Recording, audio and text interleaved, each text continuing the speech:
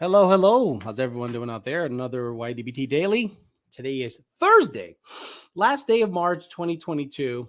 One of the shittiest years already in terms of like everything that's going on in the world. Everything's going to shit, but at least you have me. Probably the last normal person left on the planet. If not, if you don't think so, go fuck yourself. So today, what I want to talk about is building a no prep car, just in general, right?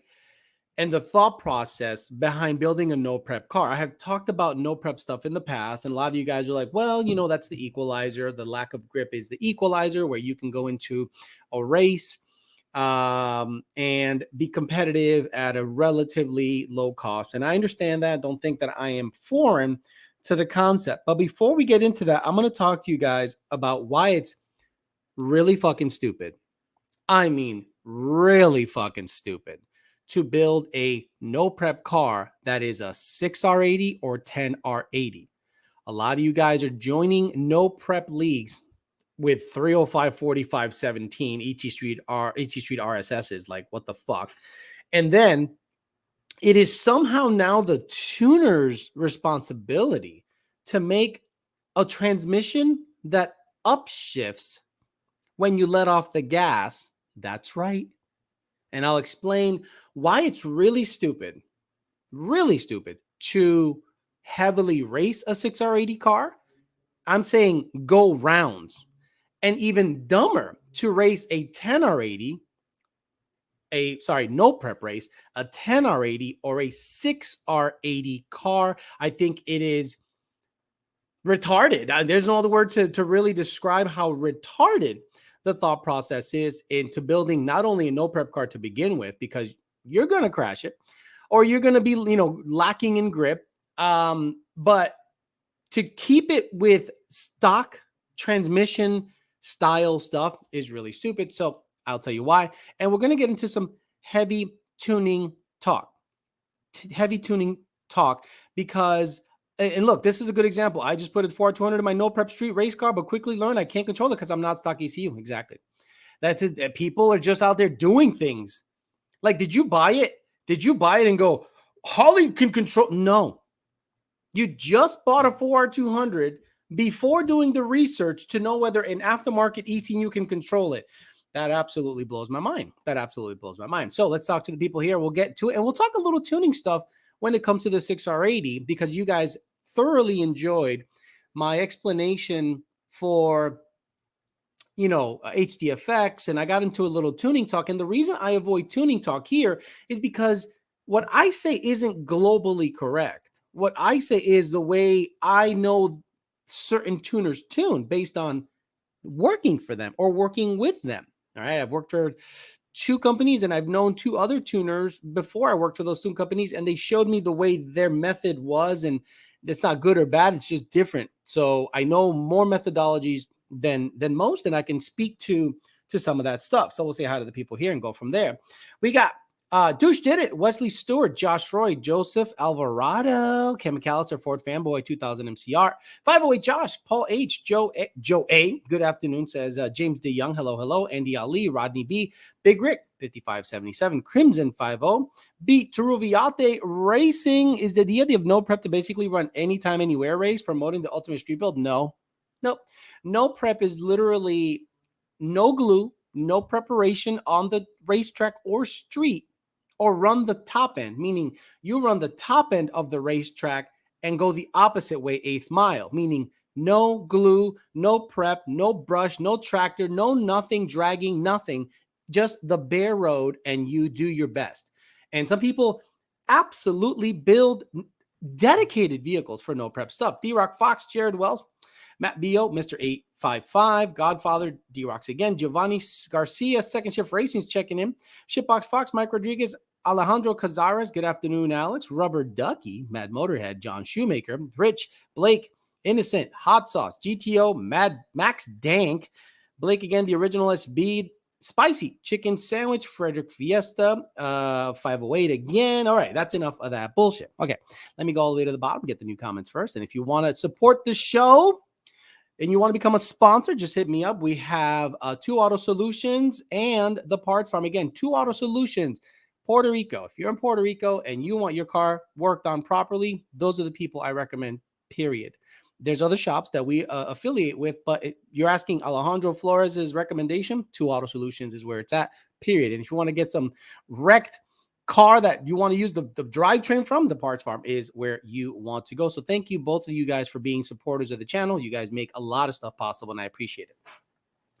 So if I had the ability to show you a shifting table for a Mustang, let's say 6R80 Gen 2, 2015 to 2017, there is a shift table that like shift schedule. It's called shift schedule. I don't know what HP Tuners calls it. I don't care what any other one, but for the one I'm used to, it says shift schedule. And then there's sport mode, tow haul mode, rain, wet, snow, all this sport. So the way the table is set up is throttle position versus output shaft speed. And, the top or bottom of the table, depending on what software you're using, is, like the first cell is 1-2 shift, then 2-3, 3-4. 10R80 is even more fucked up because the 10R80 goes 1-2, 1-3. Yes, this thing has skip shift 1-2, 1-3, 2-5, 3-7, 5-7. It's nuts, the table. But let's keep it with Gen 2 because it doesn't generally skip shift all that much. So let's say you floor it with advanced track off. You floor it, right? The car spins, but it had already shifted to second. So you go, wah, you let off. Now the tires come to a sudden stop. Then it downshifts to first, and then you floor it again. Depending on the kind of power you're making, 1, 2, 1 after a pedal fest is really gonna jack shit up in that transmission. Because imagine you do 1, 2. Let's say you're at a no prep. Let's say you got a turbo car. You launch and it hits second. You let off because you pedal it. And then it slows down the tire enough that the OSS, the output shaft speed, matches what first gear would be at that given throttle position. So now the car goes 1, 2, 1, 2, 3. And what do you think that 1, 2, 1 caused? Now, let's say you go 1, 2, 1, and it somehow hooks up, does a 1, 2, but then the boost comes in, and on the 2, 3, it spins again. You're going to let off. Now, the 2, 3 shift, if you know what's happening inside the transmission, intermediate shafts, there's the forward planetary, there's the one way, a bunch of stuff is pissed off, absolutely pissed off. So then you let off, you get on it again, and it stays in second. And then the other thing we haven't talked about, the torque converter. The torque converter also has lockup features based on OSS. Have you guys ever been to a track and you hear this, 6R80 car, and that little dip you think is a shift, and it is the converter locking up. Hey, that thing shifted 5 times. No, it went 1, 2, maybe 3. Then the converter locked up, which sounds like a shift to you, but if you really are listening closely, it's the converter locking up. But forget locking up. Let's say the converter couples, not lock up. Let's say you took the lockup clutches out, throw it out in the trash. You send it to Circle D, right? And they give you a 252 and, non-lockup, but it couples like a motherfucker. So you've already done a 1, 2, 1. You did a 2, 3, spun, let off, got in it again. What do you think is happening to the fluid in the converter? What do you think is happening to the billet, to the forward planet, forward shaft, clutches? What do you think is happening all inside that car? A bunch of bad shit. Then you come back after that run and you're like, I got a shitload of solenoid codes. Lead frame's fucking pissed. The valve body's pissed. Things are pissed. And then you think that the tuner can somehow fix that. You think the tuner can somehow fix a spin, a pedal, the activation of the clutch lockup, the jarring of the forward planet, the clutch selection, you know, the B clutch of this, and it is completely pissed off. And you guys go, well, let me try that again. So then you go back, you pedal it again, and you grenade your transmission. Because the worst thing 6R80s specifically hate is wheel hop. Wheel hop will absolutely blow your transmissions to smithereens. So in a no prep event, if you're sitting there with a 6R80 equipped car and the car will spin, it will spin. Let's say you put a set of Hoosiers on it and say, well, this will give me the biggest chance, the biggest possibility to get down the track. But then you start doing pedal fests. Now the transmission is super pissed off. The transmission shifts pedal position versus output shaft speed. If output shaft speed spikes with a low pedal position, it'll command an upshift. If you let off the throttle, it'll go down in the table for OSS, and you get back on the throttle, it'll go, oh, he wants to be in top of second. And then the clutch, and then the converter's going, fuck you, I have so much fluid in me because of a lockup command. Well, clutches are mad, everything is mad. Now, I'll give you guys an example. There was a run that we did at one of the tracks. We have a 4R200. 4R200 does 1, 2, 3. Now, if you're a smart motherfucker and not stupid as shit, you get a 4R200 and do not even think about putting an overdrive in it. It is now a race transmission that only goes 1, 2, 3 when grip is everywhere. Never go to a no prep. Never go. The 4R200 is meant to be run at Ducks races or MIR with all the grip on the planet. But let's say your car makes so much power, it wheelies. That's right. And you're like, oh my God, I got to catch this wheelie. Now, a lot of these turbo cars do a delayed thing we call a power wheelie, meaning it launches good, get good separation like on a 3-link or even a Fox body. And if it's a 6R80 or 4R200 equipped, it separates nicely. But then once you get 25 and up PSI, the nose starts to come up. So what do you do here when it's between second and third gear? What is between? When your foot to the floor, it's about to command a 2-3 shift. You go like this to the throttle, right? You let off. What do you think the transmission does when you let off, let's say at the top of second, and you want to bring that nose down? You go, oh, let me just burp the throttle real quick. The clutch is in the middle of locking up or coupling, super hardcore. And you bring the nose down, and then what do? Get back in it again. And the converter goes, fuck! And you now go from 3, because it commanded an upshift when you pedaled it, back to 2, back to 3. You have now smoked that trans. What's that smell? Sasso, man. Sasso. I mean, Ron.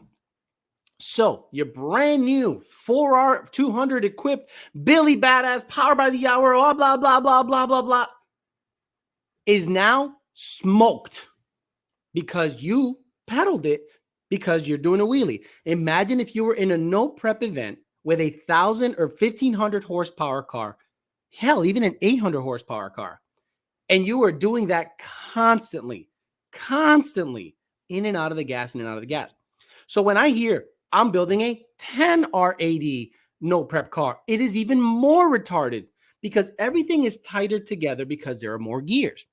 1, 2, 2, 3, 3, 4, 4, 5, 5, 6. So when you pedal it, guys, you probably skip 2 gears. Your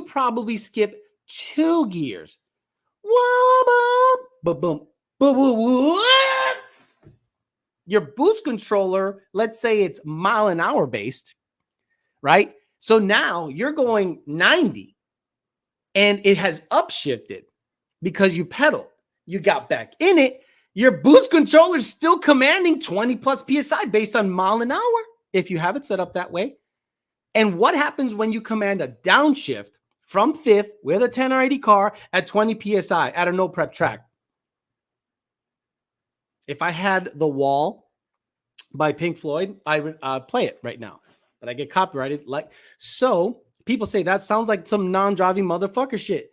So guys, what you need to do if you have a 10R80 car or a 6R80 car, And the moment the car spins, your run is over if you don't want to smoke it. If you still want to beat the guy, if it's a close race, you know that if you pedal that son of a bitch, based on your boost setup, based on everything, you're probably going to have to rebuild the trans after that run. So when you tell me, Alex, why do you not like no prep? I think no prep's fine if you have a turbo 400 or a glide. The problem with a glide and a 400 is, depending on how loose your converter is, you don't know if the car's spinning or if it's just how it's doing. Brian Luna talked about that. When you launch on the trans brake, my GT500 stays at 5,000, 5,500 RPMs. 5 or 5,500 RPM. Blah! So I'm like, is it spinning or is it hooking? Well, that's where you got to go driver feel. But with a 6R80 car, it is all computer controlled. A 10R80 car, it is all computer controlled. So what you are doing by building a car that you will have to pedal, that is 6R80 or 10R80 equipped, is you are betting that you are not going to have to pedal at all, because after that event, you're going to have to rebuild that transmission. And how much is a rebuilt Billy Badass 6R or 10R? At least $4,000. I repeat, at least $4,000.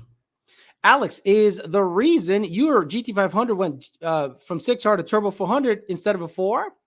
Is this the reason your GT500 went from 6R to Turbo 400 instead of a 4R? He had a 4R. My blue GT500 had every iteration on the planet. The previous gentleman that owned that car, Brian, guy was not a dumbass. He knew his shit. He went from 6R to 4R to fuck it, Turbo 400. And you know what he never had an issue with after that? The transmission. They were done. They were done. Oh, let me call RPM, because it has a Billy Badass trans in it. Let me call RPM. Hey, I want pro mod, dumb shit, billet everything, Billy Badass converter. I never want to replace this trans again, maybe the clutches. And they go, here you go. That'll be $15,000 plus, maybe $20,000. And he goes, gladly. Because by the time he was done with 6Rs and 4Rs at 12 or 1,300 horsepower, he's like, and the car being as heavy as it is and making 1,000 plus torque, he's like, I'm done fucking with this. Now, it is now 2022. Now, Turbo 4R200, like in the Grey Goose, are Billy Badass. But the moment that car shakes the tires, the moment that car does a big power wheelie, Senior has trained himself to just let off the gas. Because if you pedal it, you smoke it. If it does a tire shake, let off, live another day. But if you are at a test session with a 6R, 10R, or even at a no prep with a 10R or 6R, and it goes, wow, do not get back in it. Run is over. It's just how it's going to be. If you have a Turbo 400, you can launch that bitch and pedal that motherfucker as much as you want. Click it in a second, pedal it all the way down the track, bam, put it in third, and it doesn't matter. It doesn't matter. So when I see people start building, because no prep is very popular and good for them, it's a grassroots thing, like Turo Viate.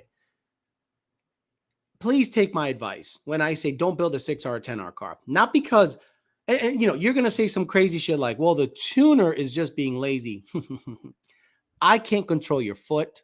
I can't control your boost controller. All I can control is OSS and foot position for that, pedal position for that output shaft speed shift. That's all I can do. The abuse comes on your end. The moment you pedal 1,000, 1,100, 1,200 horsepower car, anything can happen. Only if you have primo Billy Badass grip should you even consider bringing a 6R80 or 10R80 car to a track and compete. But in my opinion, it is very rare where you see a 6R80. Like, does anyone know anybody that has run low 8s or high 7s with a 6R80 for 2 years? Anybody? Raise your hands if you have run 6s or 7s with a 6R80 and it never came out of the car to even get looked at. It just went A to B every single pass. I don't know of any. They've come apart. Now, guys will tell you they never had issues, but I know on a personal level that I personally don't know anybody that has gone a full season in a big horsepower car. I'm saying 1,000 and up. Not 800. 800 you can live for years, not a problem. I don't think there's been many that have survived. So take my advice or not. I'm not doing it because I don't want to tune it. I'm telling you not to do it because I'm trying to save you a bunch of money. You're going to be into a rebuild for $5 or $6 grand twice a year. And are you willing to do that shit? Unreal. Okay, let's talk to the people here and go from there. Turviate says, are the 610 transmission simple with the actuation? No. Can they be wired for paddle shift with no computer? No. Nope. The only way to control a 6R or 10R properly is either with a Motec on 6R or a stock computer system, Ford OEM stuff. Even aftermarket things like the Quick 6, them shits are trash. Love you. Senior thinking turbo 400 on one of the cars? Potentially. Like, I think one senior runs what he wants to run in the Grey Goose with the 4R200 hub. I think a turbo 400 is going to make its way into that car. And wait till that car gets a turbo 400 with the proper converter. All these struggling, not struggling, but let's say 730, 740 passes will quickly be 680, 690 passes. Because now that's one thing you don't have to worry about. You don't have to worry about dump valves. You don't have to worry about bullshit. All you have to do is maybe have an air shifter if you want to have seniors 2 hands on the wheel the whole time. And that's it. That's it. No computer control. Just let it do what it does. Well, you just saved me $8 grand. Thank you, sir. That's what I'm trying to do. There are a lot of people on this chat that probably aren't aware. Now, guys, take this from me. A lot of people on the internet are going to say I'm a non-racer. A lot of people on the internet are going to tell you that I don't know shit. I don't know nothing. What the fuck's he talking about? Ba, ba, ba, ba, ba. I had a 4R200 in the red car at 3,800 pounds. It broke 3 times, kids. It broke 3 times. Now, do I have a hookup on 6R80 builds? Yes, Jake. And Jake basically sponsored that transmission. So he and I had a sit down. He sat me down. He goes, Alex, what do you want to do? I said, I don't know. I want to run the red car. I want to run the red car at 900 wheel, daily it, and still be able to go to the track and click off an 8. He said, no. I love Jake. He said, no. Your car's too heavy. I said, well, I'm not going to buy carb in this car. He goes, put it in the Fairmont. I said, are you fucking serious? He goes, put it in the Fairmont. It is 1,000 pounds lighter, and that alone will make that transmission live. Now, that doesn't mean it's not going to break, but the likelihood that that transmission will break will be greatly decreased. And I said, okay, put it in. I never took it out in 2 years. I never took it out in 2 years. Ran 8.7s first time out. Ran 9.0 a couple times after that. Then went to Texas 2K, had a fuel delivery issue, still ran 9.0. Okay, then I drove it on the street every weekend to get ice cream and did street pulls with motherfuckers at 800, 900 wheel. What did I do with that transmission? I gave it to Jake. I didn't sell it. I sold the motor to a local guy and the blower.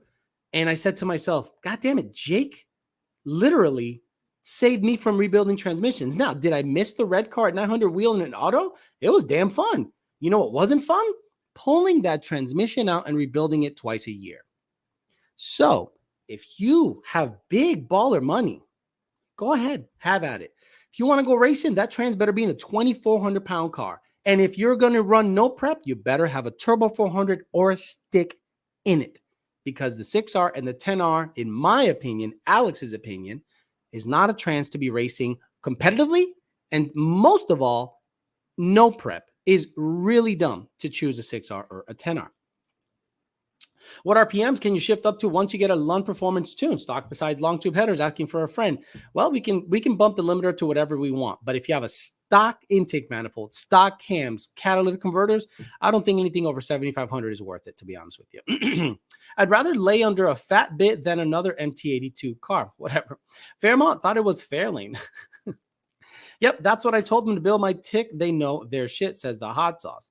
Fuck the naysayers. I built my shitbox, Mr. Flores knowledge, and the bitch is still alive. Now, I don't know many guys that have taken my advice and regretted it. Yeah, they're not the fastest. Yeah, they're not the 7-second guys. But you know what? They're not breaking that shit.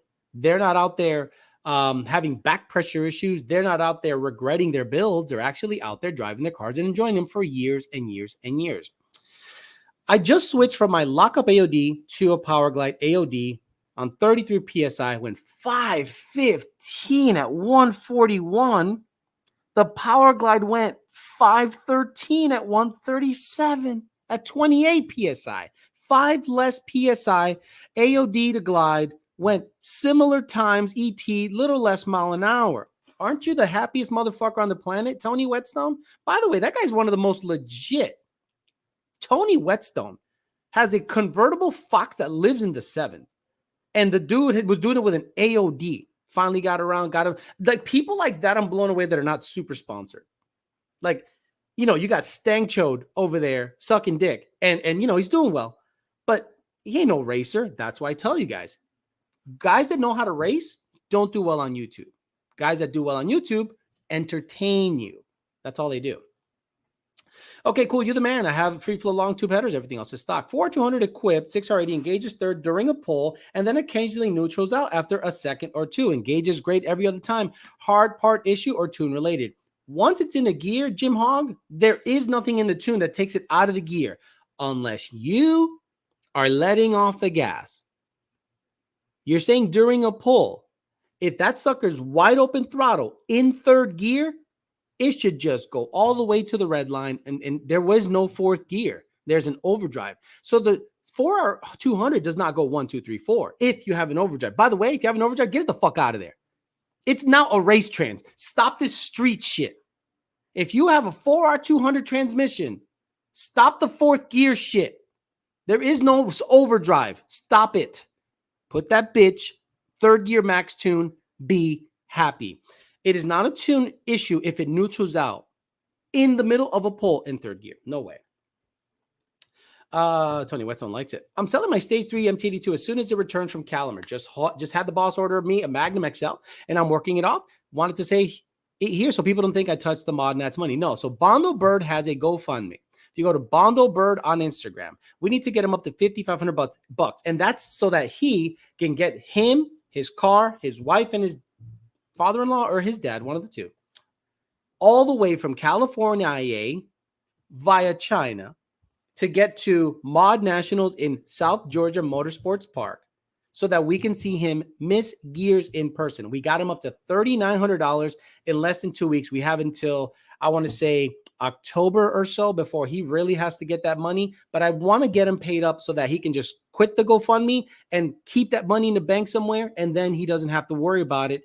The plan his trip, plan his time off. So guys, go to Bondo Bird on Instagram. We gave 800. Rami and I gave 800 each. Someone else gave 800. And a lot of you guys are giving 10, 15, 25, whatever you're doing. We really, really appreciate it. T8600 Mike says, Jim Hogg, the third gear neutrals out because if the second clutch is still on with the third clutch engaging, it will lock the input shaft or output shaft. So it neutrals to get the timing. It's a tune issue. See, he's wrong. See, that's my problem right there. That's my problem. This guy's wrong as fuck. This guy's wrong as fuck. A Turbo 400 trans is OSS based. So unless the tune is commanding a 2 and a 3 shift in the same OSS, no. He's saying it's a tune issue. It's not a tune. That's my problem. And he probably is going to tell you this. I build transmission for a living. Cool. How many 6R80s with turbo with 4R200s have you tuned? T8600 Mike, you were deadly wrong on that one. It's not the tune. It's not the tune. It's not the tune. Stop it. Bondo, get in them T-backs and shake that ass. I learned that MT82 isn't that bad for a trans by listening to Alex. Just don't be a ham-fisted idiot. Exactly. Dude's Mr. Know-It-All. That's what I mean. He absolutely gave terrible information there because unless he sees the tune commanding the 2-3 at the same exact time at the OSS matching up, then how does he know it's a tune issue? Stop it.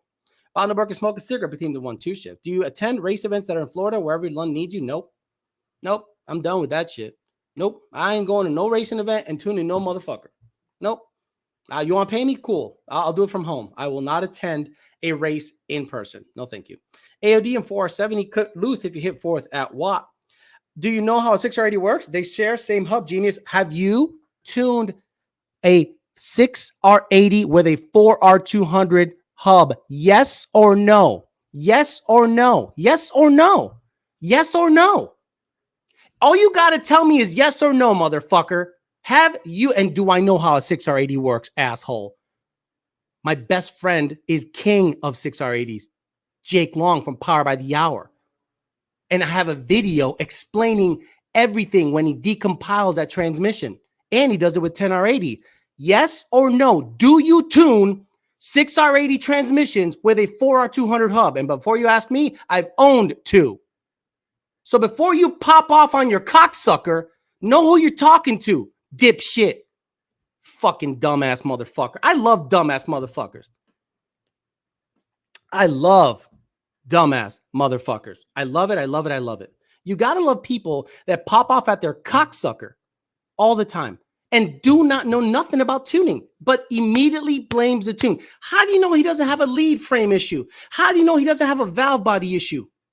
Nope, it's the tune. Dumb motherfuckers like this pop off at the cocksucker every day.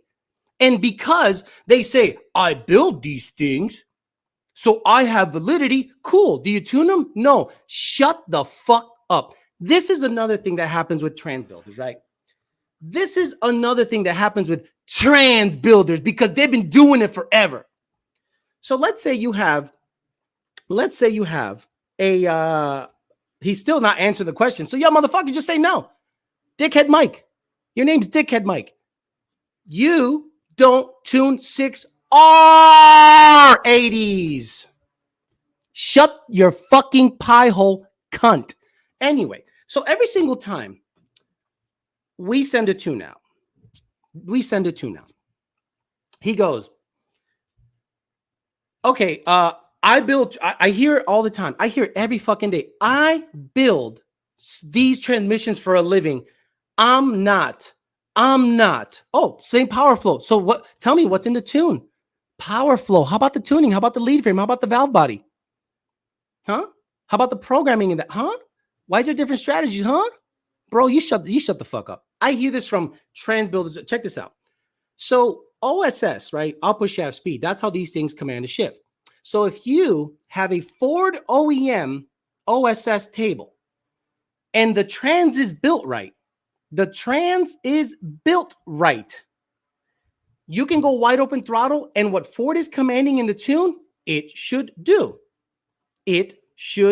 Right? So if Ford commands a 6,800 RPM shift in the OSS table, the trans should hit at 6,800. There's other RPM watt shifts and stuff. Let's say I reverted that all to stock.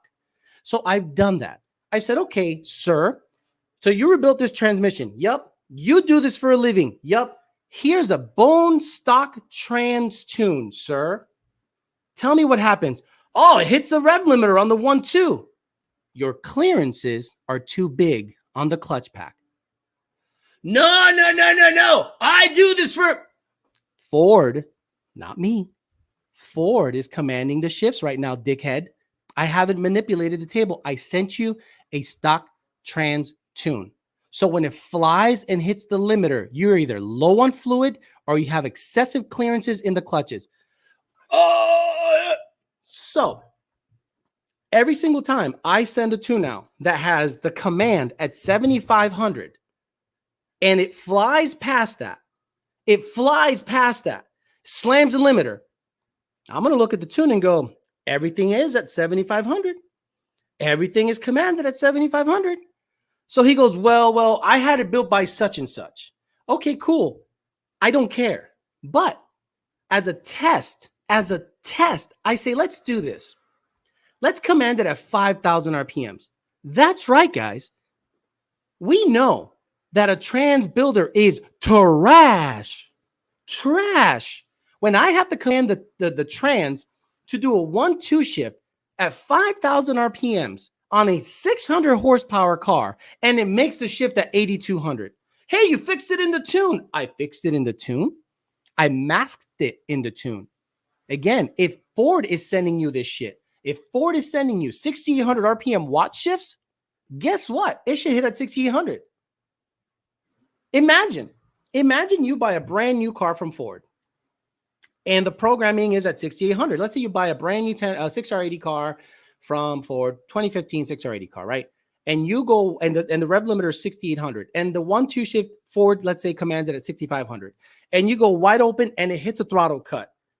Does Ford go in and program the car to make the 1-2 shift 5,000 so that it hits properly? Or do they replace the transmission?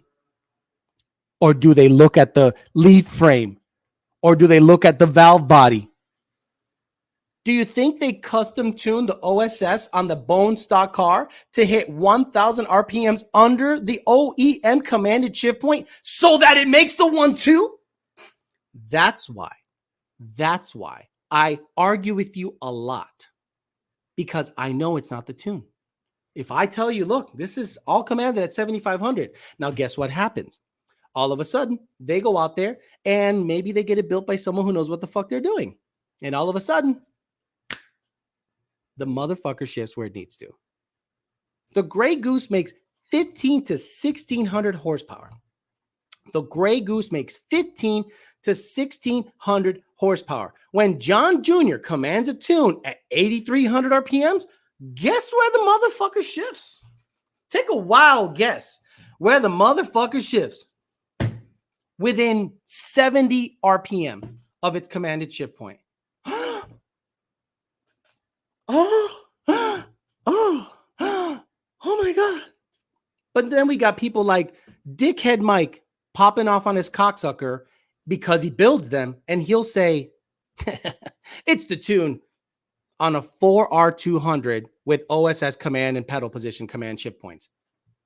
But it's the tune. Do you know we have one tune for 4R200 Gen 2s?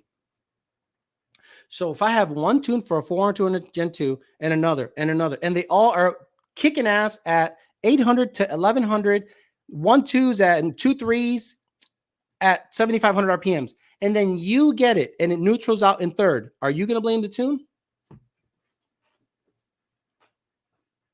If you listen to Dickhead, whatever his name is, sure. Because every car is different. So again, building a no prep car that is 6R80 and 10R80, you're going to have a bad time. You are literally going to have a bad time. He goes, or it's the just, see, he has no idea what tuning is like. And I feel sad because he's out there shift logic. I just told you what the logic is. Output shaft speed versus throttle position or foot position. I just told you the logic. Output shaft speed versus throttle position. So if there's a flub up there, it won't neutral out. It might not even go into that gear. But he's out there popping off on it because he's never seen a table. Like and if he looks at the table, I guarantee he won't know what the fuck he's looking at. And I hear this, guys, 50 times a day. Every motherfucking genius says dumb shit like that. Every car is different. Sends out only one tune for a tune. It's not the tune. It's not the tune. I said every boy, he doesn't get it. Like, this is the guy that is at the car meet, never run a number, never done anything, and he's out there saying he's King Daddy. Now I'm gonna keep him on so you guys can get at him because he's retarded. He is retarded. That's the thing. It's like playing basketball with a retarded person and calling him for traveling and double dribbling. He doesn't tune 4R200s. He doesn't tune 6R80s. He thinks he knows the shift logic just because he takes apart the clutch packs and goes, oh, I can just assemble this and I know how it works. Okay. So when you put a 6R80 together and it doesn't make the 1-2 shift on stock OEM stuff, he's going to ask Ford to lower the shift point. Guys, I get this every single day. Every single day I have a long-winded argument with somebody. And you know what? The quickest way to get them out of your life is to just hack your way around it. And then when they rebuild the transmission properly the second time, hey, Alex, the 1-2 shift on the trans is hitting at 4,800. Is that okay? Yeah, because that's where I'm commanding it from the get-go, because your stupid ass didn't want to rebuild it the first time. For the blood pressure meds you're gonna need. No. Look, guys like this come up and shake my hand. Guys like Dickhead come up to me and shake my hand, because I'm not wrong about this. I'm not wrong about this. I've done it every single time. How come? Why does everyone badmouth Small River? Because it's full of Portuguese? Yeah, pretty much. Uh, here you go. He's not gone. I didn't get rid of him. Talking B says, like saying this is the best tasting dog turd, but at the end of the day, it's still shit. Now, a lot of people don't want to hear me about 10R80 and 6R80, and I get that because they fall into this Instagram, Facebook. I want to be the fastest 10R80, fastest 6R80. And I'm over that. For a little while, I gave a fuck. And I was like, I don't care. I really don't care. I just, at this point, if we're racing, let's put racing transmissions in these things and let's get after it. If you want to be, Lord of the Flies, you want to be the biggest ant on the anthill, have at it. If we're racing, let's just go racing. And if you guys want to go out there and race with a huge crutch, go ahead, build a 6R80 trans that costs $5,000 to rebuild, big boy shit. 10R80 trans that costs about that much to rebuild big, and then wonder why it keeps blowing up. I'm sorry. It's just, nothing you can do about it. I'm still going to boost my 10R80. Fuck it. No. You can boost it. I think, look, a 10R80 up to about 800 wheel stock does okay. After that, you need a set of clutches. If you want to make 1100 or 1200, Manuel Gomez is your stop. But if you want to do a burnout, stage the car, bump in, let go of the button, pedal it, and think you're going to win a race, you're not that guy. It's just not going to work. You're not that guy. At the end of the day, stick shift racing is really the only cool drag racing. You're not wrong. Like, stick shift, no prep stuff is as street as it gets, right? It's street. Guys really get after it with the clutch. Look, I'm highly considering buying Real Teal's car, but I have the funds, but I don't want to be cash low. I'd have to sell the GT500 and then get Real Teal's car, but then I'd have to like be in his ear and learn everything about the car. And then can I drive it on the street often? Because that's what I want to do. The GT500, I can drive on the street a lot, and then go to the track and bust off a low 8, hopefully. Is a 6R80 good for a street daily? Absolutely. Look, you can live at 800, 900, but I broke 3. At that time, there were no billet parts. There were no billet main shafts. There, Jake invented something that was super cool and funky at the time. But my Fairmont did not have that. My Fairmont did not have the Billy Badass stuff. It literally had F-150 case, clutches from Power by the Hour, 4R200 hub, and that's it. But the car was light, 3,500 with me in it, 3,200 or 3,280 without me in it. And it lived. It actually lived, had a 3C converter. The bitch was bad. Boosted Snake says, Alex, do you know if London's going to support Motec for 2021 GT500? Going twin turbo, want to be tuned by you guys. We have a twin turbo stock computer car. Why do you need Motec? I think his name is Orange GT500 or whatever the fuck. He's from HPJ. HPJ built him an Hellion twin turbo GT500. Why can't you just do stock computer? Don't tell me you want a $5,000 computer so that you can click sport mode and it chops. We can send you a Ghost Cam tune. It'll chop. Now, I don't know what Lund Racing is going to support Motec wise, but if they're taking Motec classes and we have a test mule in-house that has Motec in it, the assumption is let's at least get familiar with it. But is Junior going to offer that service? I'm not. I'll tell you right now, I ain't fucking with that stuff. Nope. I have no interest, zero, negative interest. Because then someone's going to go, well, can we fuck with Holly? Can we fuck with Mega Square? Nah, I'm good. Thank you. Manual GT500 to 250, 10 PSI. What are you choosing? 10 PSI? Manual 500 to 250. 350 is going to handle better, stop better, look better, just be better all the way around. 350. That's pretty easy, in my opinion. now that your clips are big on TikTok, I guarantee we will be seeing a wave of people that think they know everything yet nothing. Oh, we just had one. We just had a guy that started talking 6R80 shift logic, and he tunes and builds 6L90s. Could you imagine? Could you imagine? The answer is always GT350. Yeah, Alex, Kyle's GT500 is HPJ1. Right. Stop it, Turvey. Stop it. What's happening? I'm sorry, I'm late. I heard Mike at HPJ was doing something this week with Motec. Probably not supposed to talk about it. I don't know. I don't know. Look, there's a lot of things I'm not privy to, and I'm okay with it. 2020 GT500 up, don't care. I'll be honest with you. I don't care. I don't care about that car. I don't care. I mean, it seems to be more trouble than it's worth for me. But Junior handles that. Junior is the guy. So let him handle those cars. I'll handle every other combination there is, and I'm a happy cat. And I think in a production atmosphere, that has to be like that. I can't be in there doing 15 things and having 7 different softwares and 30 different ways of exporting it and expect to be efficient.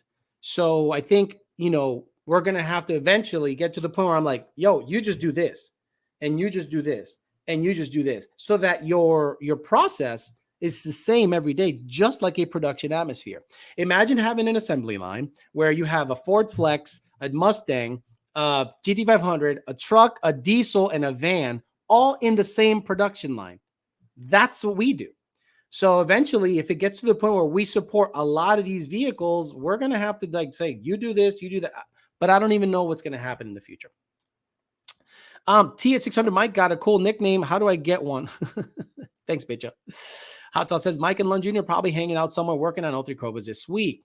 Getting a new clutch and 331 gears installed in my 16 GT today. Do I need to get a retune for the gears? If it's a Gen 1, yes. If it's a Gen 2, generally no. If you have a Lund Racing Engage, you can use the module config screen on the the diagnostics module config, and you can change over the gear ratio stuff. I'd still take a 14 GT500 over a 2020 GT500. I'd say drive one before you say that. Fuck anyone named Mike in this chat, not me. Ben, you'll need to have the speedo corrected. Here we go.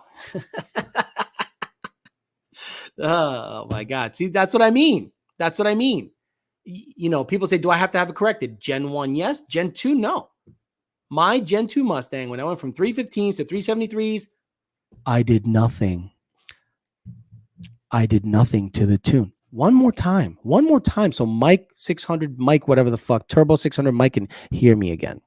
When I went from 315 gears to 373 gears in my 6R80 Gen 2, I did nothing to the tune, the shift schedule, the converter lockup, nothing. And guess what? It shifted at 7,800 RPMs. Mile per hour is on the money. But it's the tune, Alex. I got a 20 GT500. It's nasty, right? That's what I mean. It's hard to say 14 over 20 because you have to drive both to really get a sense of what you're up against, because the 2020 GT500 is an S550, dude. And the S550 does everything better than an S197 except launch. Does everything better than an S197 except launch. But Alex, I once dropped the pan on my 4L60. It's definitely the tune. I build and tune these. What? Do you know what the tune shift table for a 4L60 probably looks like? It's probably one table. It's probably one table. One day, I'll install HP tuners on this computer, and I'll show you all the tables on a bone stock. Man, and it's a mess on that. Anyway, don't get me started. I'll show you all the tables you need to manipulate. Actually, I'm not even going to show you all the tables. All I'm going to show you is the output shaft speed tables. I'm not going to show you the clutch fill time. I'm not going to tell you the torque transfer time. I'm not going to tell you the torque reduction stuff. I'm not going to show you any of that stuff. I'm just going to show you the output shaft speed versus throttle position tables. And you're going to go, fuck that shit. And by the way, there's a bunch of other tables you got to fuck with. A bunch of others. But homeboy sees one table for 4L60 and he thinks that's how 6R80 works. Oh my God. The 6R80 is insanely complex. And he has no fucking idea what he's talking about. Stream is lit. Absolutely. Is it safer to boost a 19350 compared to an 18350 with a Gen 1 Voodoo? Would you go Pro Charger or Whipple? Really debating on what to get. Look, honestly, I don't think the 20s are any better than the. I wouldn't get a 16. Like I wouldn't touch a 16 to 17 GT350. I wouldn't touch it with a 10-foot pole. Fuck that, because it's just the early production stuff that seems to have an issue, and it has the highest mileage. The 19 and 20 seems to be more stout, but in my most humble of opinions, I still wouldn't send that motherfucker through the roof. You know what I'm saying? These damn trans bodybuilders know it all. Jeremiah Camp's in the house. Hey, did your doggy, I saw that Jeremiah Camp's dog went through its last day of chemo. I mean, hopefully your dog's doing good. We all are dog lovers here. Tony's out there chilling somewhere. Hopefully the doggy's doing good, man.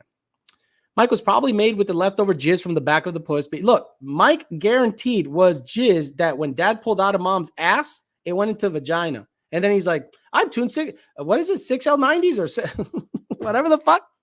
Yep. One table. And there's like 80 on a 6R80. But it's the tune. Wow. Mean Coach became a new member. Is that someone bending over? Wow. It looks like someone bending over on the thing. That's funny as shit. I hate 4L60s with a passion, but GTO Mike, he builds them and he tunes them, so he knows everything about 6R80. Could you imagine?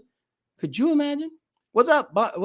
Broham's late off, Agent Orange, low and slow, late as fuck, but watch last bit and rewatch later. The hot sauce likes it. My wife is a veterinarian. She came in the office yesterday while watching one of your videos. You were holding Tony. She said he has some pretty rare marking on him. You already know this. Forgive me. Yeah. So, homeboy, if you guys don't know anything about Boston's, first of all, the size of Tony. Tony, come on up.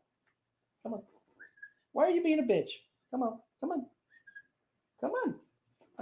Good. So, Tony's one of these weird dogs. He's big.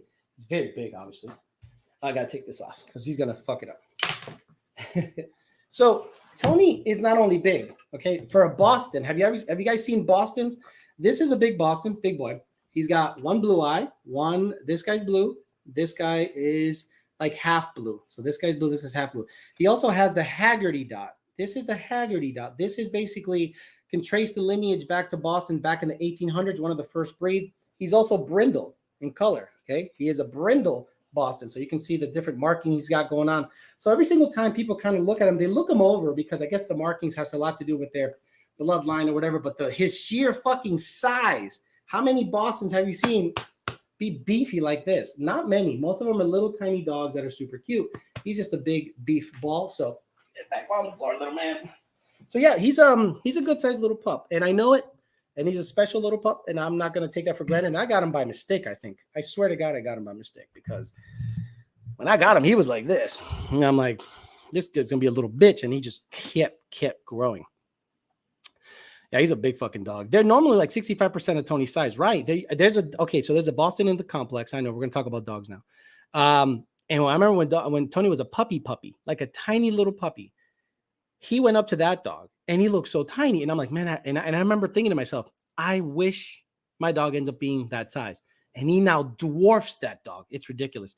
Yep, doing great. After 8 months of chemo, it has regressed. Thank God, man. You know, I know how it is with dogs. If those of you that are dog people, you understand. Charlie Arnold, thank you for the big boy money. I appreciate that. We got $100 donation. We got, let me see what we got here. We got $100 donation for the blood pressure meds. Mean Coach became a new member. Chris Y became a new member. And Charlie Arnold gave me some money, man. I appreciate the shit out of you guys.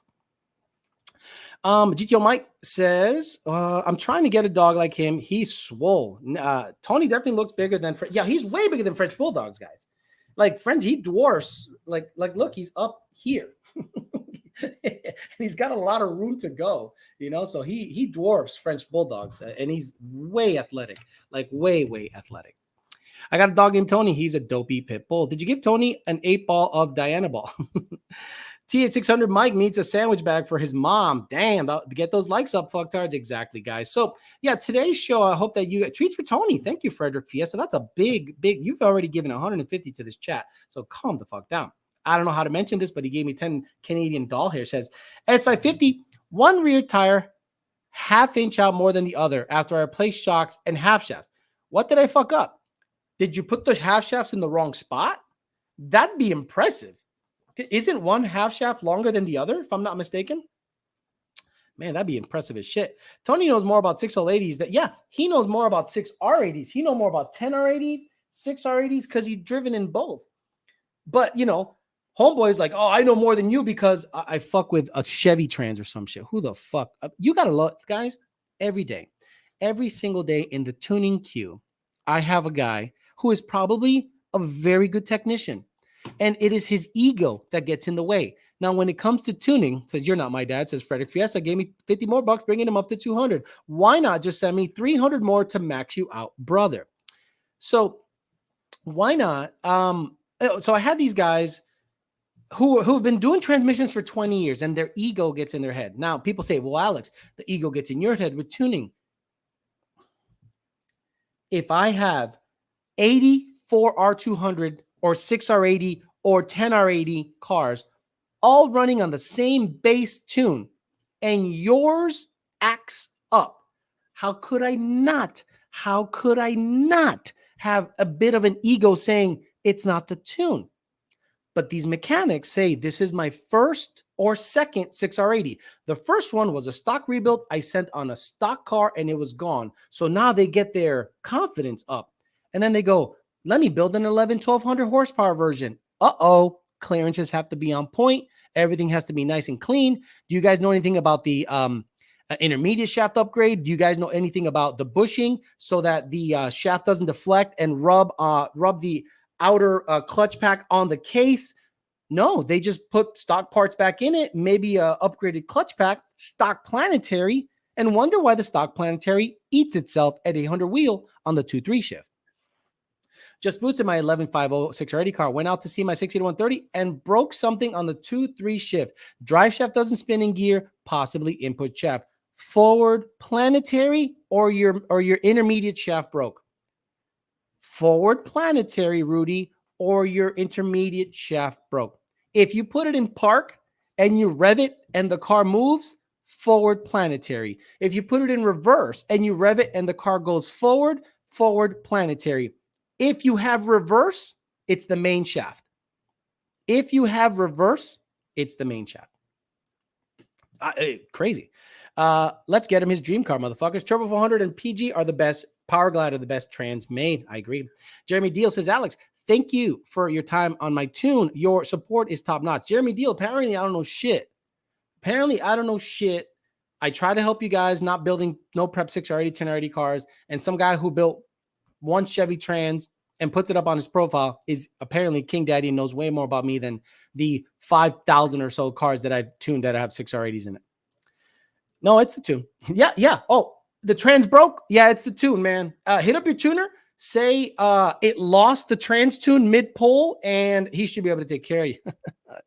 The moment I start it, it rolls forward. Rudy, that is your forward planetary exploded itself. And you know what? I'm going to borrow some from Jake. I'm going to borrow a forward planet, and I'm going to borrow a 4R200 hub and show you the differences live, because I think you guys need to see it live to understand what we're talking about. And I need to point out to some funky little spot welds so you guys kind of can grasp what we're saying. It's crazy you know all that about the 6R80 trans. Almost thought you built Chevy transmissions. Hey, Alex, I'm a 19-year-old in college and listen to you every day whilst trying to make art. Appreciate the content and knowledge. I drive a Roush blower from 50. The dud. Oh, I'm sorry to hear that. Just wondering if you saw my email about the weld and PC. Yes. Just a yes or no is enough. Yes, I did. It was a Tesla with weld wheels. It looked really good. Nick Rogers gave me 10 bucks. Thank you very much for channel support. Inflation is up because of the tune. 2012 Mustang GT best gear ratio with future VMP supercharger 331. If it's a manual, if it's an auto, 315 or actually both. 331 would be good for both depending on power output. GTO Mike says transmission builders are always blame the tune so they don't have to warranty their work. That's it. Tune, because it's a lot cheaper to have the tuner hack his way around it. All he does is sit in front of a computer. That's all they do. Yeah, that's all we do. Just like all you do is sit on the fucking toilet and shit all day at your shop. I'm a visual learner. Me too. That's why I want to bring that in. Bought a bill of planetary from PBH. Yes. I think Blue Streak is the company in Australia that sells these forward planetaries. and Power by the Hour provides them because they said, look, might as well provide you all the Billy Badass shit. And if you guys want that in their trans, they have it in stock. Like you can call PBH tonight and say, I want a max effort trans. Got one on the shelf. I want a 800 horsepower capable 6R80. Got one on the shelf. You can call PBH right now and say, I want a Gen 3 Coyote with a Roush blower on it or a Whipple on it or a Odin on it. Oh, I don't know about Odin. I want the accessories, the control pack, transmission. I want everything in a pallet. They got you. Brand new motor, brand new badass trans. He got you. 661 Ray said, what's up? Hey, how come you haven't get me any watt pulls on your car, bro? Let's go. Shrug, it works very well. GTO Mike, is it even worth getting a tune on a stock? Yes, Rilla Nation for sure. You're going to experience a higher rev limiter. We give you the options of firmer shifts. I think you'll really enjoy it. So it's a good idea to get tuned. Bub's a cutie. That's the same thing with engine builders too. I lost my Boxer to cancer. He was great. Best rear gear ratio, 19 Mustang T manual all motor for roll racing, 373. And if you can swing it, 410s. And to stomp you says, I'm laughing because now how dope this is that you can call PBH and build the car. Right now you can go, I want a motor, trans, and you can customize it. They got you. That's why they're the best in the business. Can Jake build me a Turbo 400? No, but he rebuilt mine. He rebuilt mine and he was fascinated and it gave him so many ideas. It was really good. And 661 says, I'm supposed to get him tomorrow. Just think it's too much to do on the streets. Understood. All right, guys, I'm out of here. Today, we learned, in my opinion, it is not a good idea to build the 6R80 no prep car. Wait, SVT says, it's just like when I got my long tube headers put on. Dude was saying my tune's fucked because it bogs when you try to stab the gas from idle. Told dude, just put in the headers like I paid for. The car has a massive mono blade. It is not a good idea, in my opinion, to build a no prep 6R80 car or 10R80 car. And if you want to go back to the first 15 or 20 minutes of the show, I explain why. Then a guy came in here because he builds Chevy transmissions and talked way out of his ass. And you guys got on him. And luckily, he needed to go because he was saying literally stupid shit. He has never tuned these transmissions and he's blaming the tune for something that is more than likely mechanical. All right, guys, I'm out of here. Tomorrow, I'll be on at the same time, 5 p.m. Eastern Standard Time. I'll try to see if I can get myself a 4R200 hub and a 6R80 planetary forward planet and put them in front of you guys and just kind of try to explain not necessarily the function, but the differences in the two and what one does over the other and why people go with the billet planetary over this and why 4R200 hubs are not going to be made anymore. PBH is done making them. They're done because you guys make life difficult. The most revolutionary part made ever by a guy that loves 6R80s because you guys can't get your head out of your asses. He just stopped making them, in my opinion. All right, guys, out of here tomorrow, 5 p.m. Eastern Standard Time, YDBT Daily. See you guys later.